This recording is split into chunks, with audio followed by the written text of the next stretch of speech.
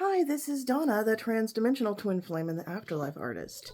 I am here today with session 18 of the MELAFON journals. As I have stated before, I am a channel. I have a twin flame across the veil, so I do have some practice using my psychic skills daily just to connect with my loved ones in spirit. He's not the only one, and I also connect with my guides. I can bilocate to the upper astral where we have a life and a house and a couple of dragons that we ride. I have a relationship with the goddess. It's the same being that Chris Bledsoe calls the lady. She came to me as the violet flame in a guided meditation in 2015. What else? And I recently learned remote viewing. I've been studying for a year. And because I had already developed a lot of my other psychic abilities using them every single day, think about it. There's nothing more, there's nothing that would be like a bigger incentive for me to practice my psychic skills than to have my twin flame across the veil. Like that's my dangling carrot, you know. The only way I can maintain this connection is if I learn the language of spirit and I practice my psychic skills. And it's not like I have exercises that I do. It's not like I read books and take psychic skill exercises and practice them. It's not formal like that. I just learn good energetic practices, and I studied mediumship and what sitting in the power was, how to ramp up your own energy and then spread it out to connect with other beings.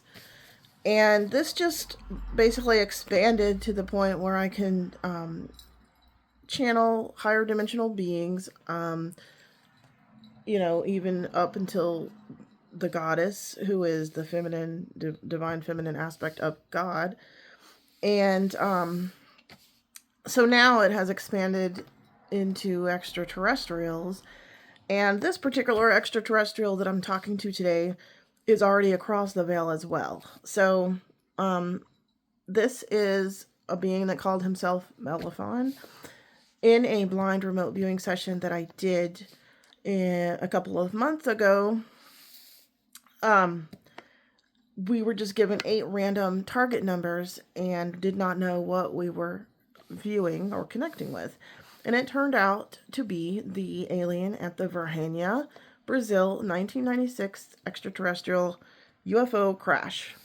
This event was documented in the movie Moment of Contact that came out a few years ago, and it's for free on YouTube.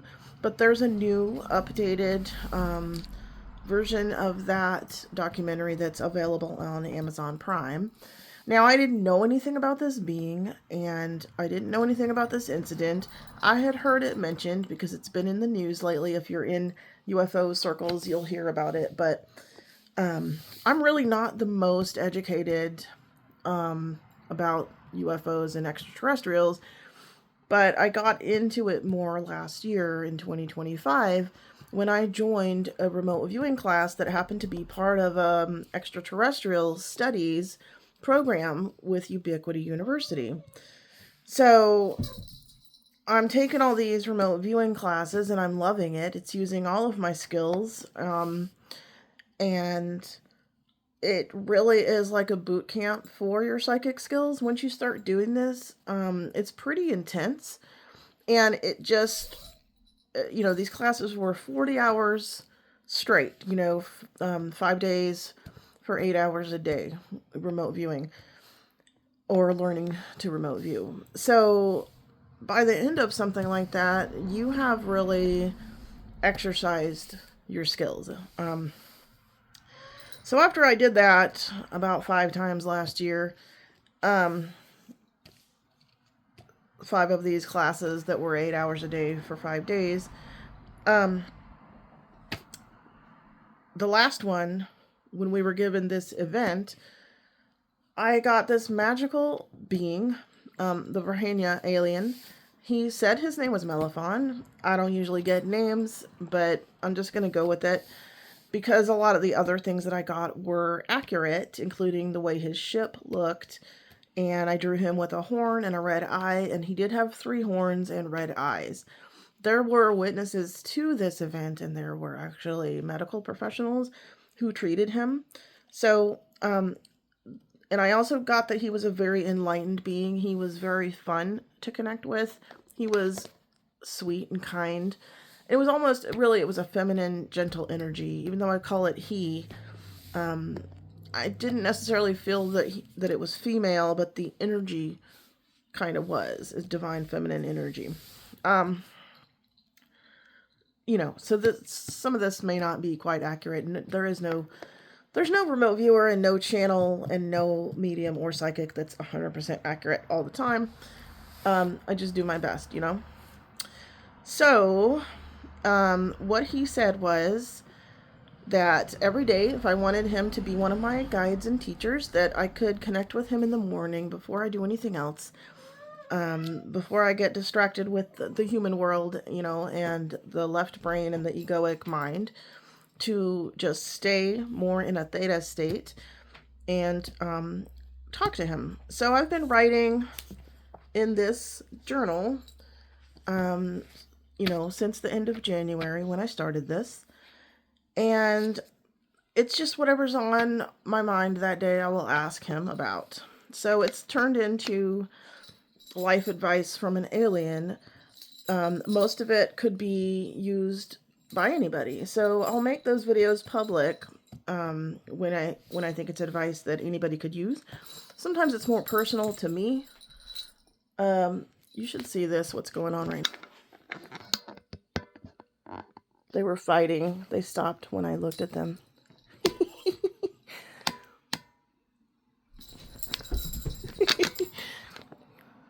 I had to do that. So today is one of those days where this information is more personal to me. Not like it's not useful. It is. If you are in the mediumship community, or you have a relationship with someone on the other side of the veil like I do. Like I said, I am a twin flame, which means I have a person who incarnated with my same soul blueprint. His name is Chris, and we were a couple, but we were also long distance. Our story is odd from start to finish. All twin flame stories are unusual, and they all come with a lot of hardship because that's just the curriculum of being a twin flame. A twin flame is not really about it's a dynamic, but it's not a normal relationship. It's somebody who shares your same soul blueprint, and when you meet them, one of you at least awakens, and the goal is to learn about yourself. It's not the goal of let's get together and live happily ever after. If you get to that point, it's because you've both done your shadow work and you have both evolved to come into divine union. And it's not an easy task, which is why most twin flames are not together. Most of them stay in separation permanently because not every party will do this work. It's very difficult. And you're not always supposed to stay together like that. That's a soulmate type of thing. If you just want to stay together and have a nice regular relationship, you really want a soulmate, but you don't get a choice. If you're a twin flame, you're a twin flame, and you're going to find out one way or the other. And if you're not a twin flame, which most people are not, this is a curriculum. It's like basically the equivalent of a postdoctorate degree in humaning. This is like a curriculum in school. Earth is a school, and this is a very high level curriculum. We are considered graduate souls, which means we didn't have to come back here. We've graduated Earth school, but we came back to learn, and we wanted to learn something pretty major, or else there's no reason to come back. We also came to help, so we identify as star seeds. The indigo it's like the indigo wave of starseed volunteers is who we would be. At least that's how I identify, and I've been told that by several different mediums, and it makes sense because I really did identify with that term when I first heard it. I identified with a lot of things that I used to hear about and didn't know that it applied to me. But when I was a kid, I was always interested in the unexplained phenomenon, the unusual, cryptozoology, psychics, mediums, auras. I wanted to be psychic. I wanted to go to the Rhine Institute and be tested with the Zener cards, you know. And I was really interested in the concepts that we're talking about. And I believe that when that happens, it's because your soul is trying to point you in the direction that you're supposed to go. It's like, see that right there? You like that, don't you? Don't, like, go pull that thread, you know? I think it's a clue. So a lot of times when you're envious of someone who's doing something that you want to do, it's not about that other person. It's your soul trying to clue you in that you've got something, there's something there. And if you go and do your work like that other person has done, maybe you can have your version of it. But it's not going to be their version of it. You've got your own path, you know? So anyways, that's some background. The twin flame journey that I had with my partner, Chris, was unusual in that we were long distance friends and we never got to meet in person. We weren't dating. We weren't even trying to do that. We were just friends that met through other mutual friends that we both knew in real life. So we started calling each other right after I had my Kundalini awakening in 2015. My awakening was about him and I didn't know it. So, you know, right after I had this awakening, he was one of the first people I told, even though I barely knew him. And then we said, oh, we should call each other. And so we started calling each other right after my awakening. Like I had a message that was 4 days later where we were talking about that. So it took me 5 years to really understand that we were twin flames. I had heard the term, did not really understand it because it's complicated and everybody pretty much misunderstands it unless they're going through it. And even when you're going through it, it's so weird that it takes you a while to figure it out. So I had a spiritual download with clairsentience and an epiphany in 2020 when we had been dating for a few months. All this time we were just friends for 5 years. We were friends. And then in 2020, we decided to try to be together romantically. And he was going to move here from where he lived. And all this time we hadn't done that because neither of us had a good situation. We were both going through our dark nights of the soul, both living in toxic situations with toxic people. We didn't even have rooms to ourselves. We had the same situation, which is common for twin flames to mirror each other. Our lives absolutely mirrored each other. So we basically were in the worst years of our lives. It was the worst years of my life and his as well, I think. So we weren't thinking about trying to get together. I didn't even have a place for him to come visit. And he really didn't have a place for me. I don't drive. I'm legally blind. I don't have a car. He didn't have a car for a lot of this time and we didn't have any money.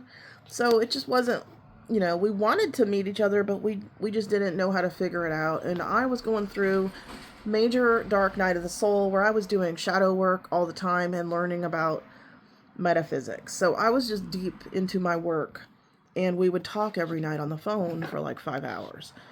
So today's journal is about this relationship because that's what was on my mind. And so what happened was, Chris was supposed to move here. We started dating in February 2020. And in February 2021, he transitioned across the veil suddenly. So he was going to move here like a month later and never got the chance. So, we never saw each other. And that has been like a psychological issue for me because now I know that he's always with me. He said not to think of it as that he transitioned, across the veil, he said, just think of it as me moving in with you a month early. Because he was always here after he transitioned. Always. I knew it from the beginning. He made it real clear. There was never a gap where I didn't know he was communicating with me at all. So my issue was, I think that we never saw each other.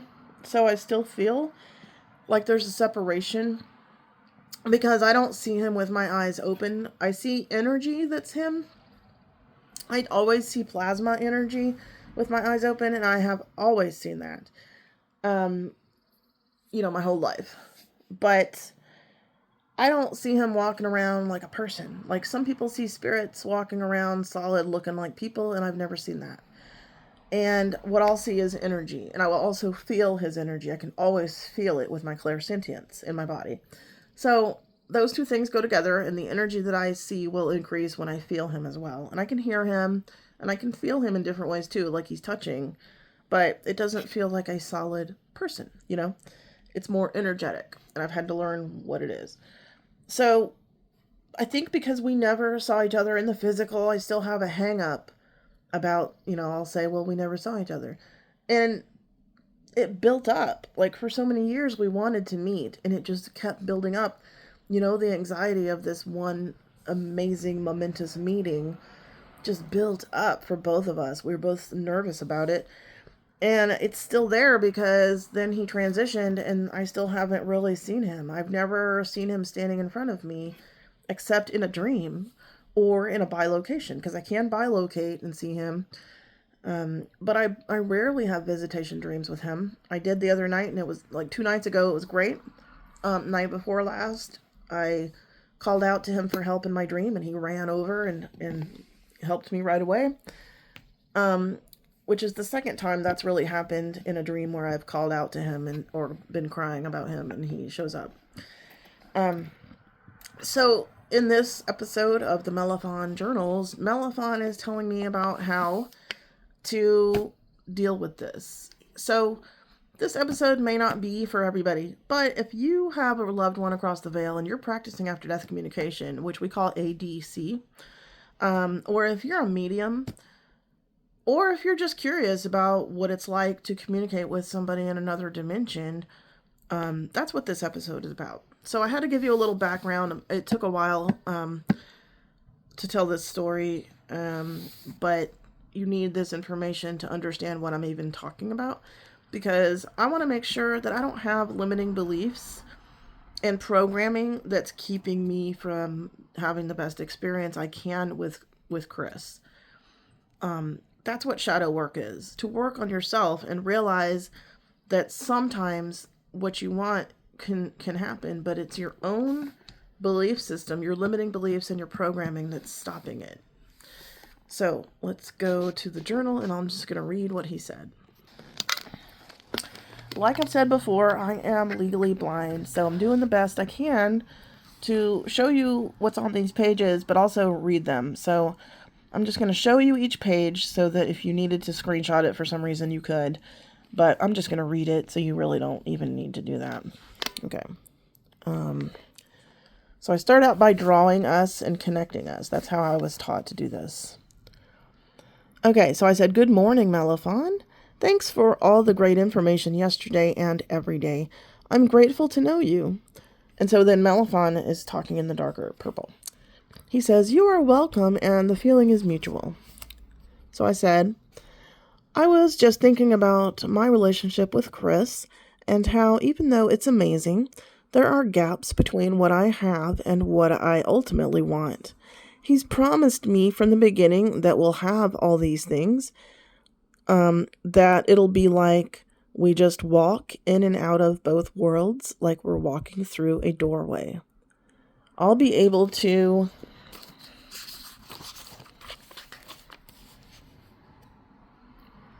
see him with my eyes open and feel him and hear him more. So it's not all just in my head or with my eyes closed. Any advice on how to improve things? And he says, sure. For one thing, you could try writing with him like you do with me. Obviously, you can do it. Also, relax. I know you just need him in that way you haven't ever had, even when he was in the physical. But you also need to relax and trust him, your guides, divine timing, and the goddess. Thinking about it is a lot like insisting on an outcome, and you know that's not the way, which is true. I do follow Bashar, and that's what he says, is to follow your highest excitement with no insistence on the outcome, and I do believe that. Then he says, the best experiences with Chris are the ones that just happen naturally. You've never had to really try for those. You had to learn concepts and practices, but not how to make things happen. The more relaxed you are, the more easily he and we can get through. No egoic mind getting in the way. Treat it the same way you would if he were physical. You wouldn't spend time trying to see him or hear or touch him. You'd spend time connecting, nurturing your relationship, and getting closer. You didn't need physical presence to do that when he was physical. You were long distance. You only needed his voice. You still have his voice, because I can hear him with clear audience. So I do still have his voice, which is what I had when he was in the physical. I never had his physical presence. I had his voice on the phone or on a video. And that's what I still have. It's just different. So he said, you were long distance. You only needed his voice. You still have his voice. The closer you get, the closer these instances and abilities you desire will be. In other words, touch and visual connection weren't necessary for you two to have a deep love for all the 6 years you had on Earth together. That's not what brought you together. What does that say? That proves that you don't need that. You were preparing for your interdimensional relationship the whole time. What he said is true, and he can already do it. Walk from one world to another. Your beliefs are the only barrier.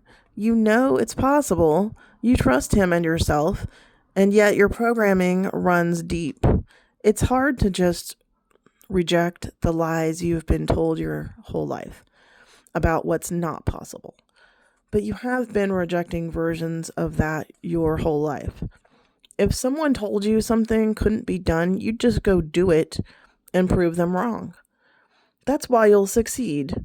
That's why you're the one to do this.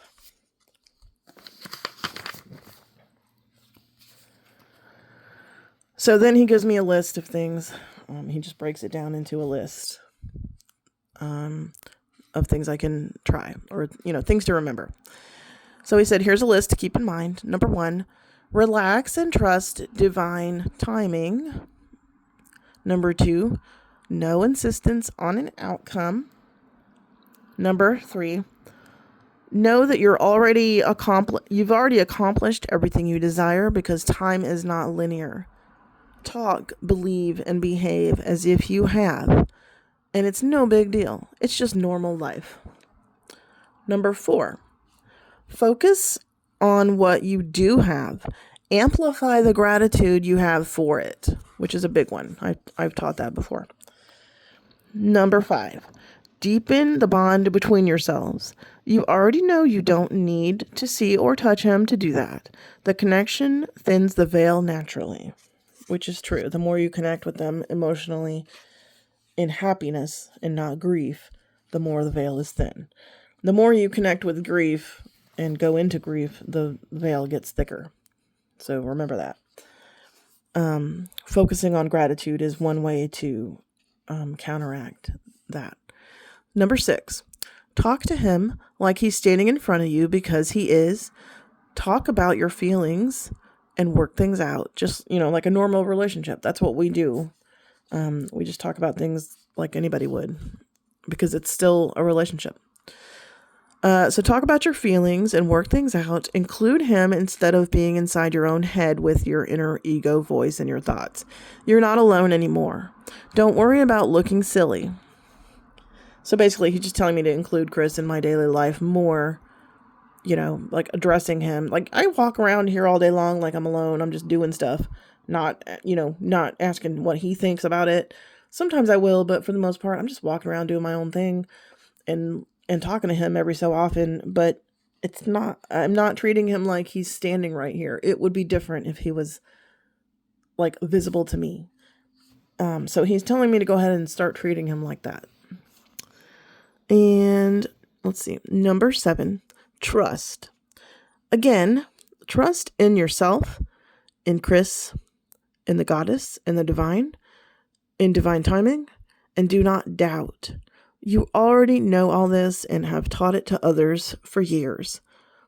I'm just reminding you, you have so many more ways to be together than you had before.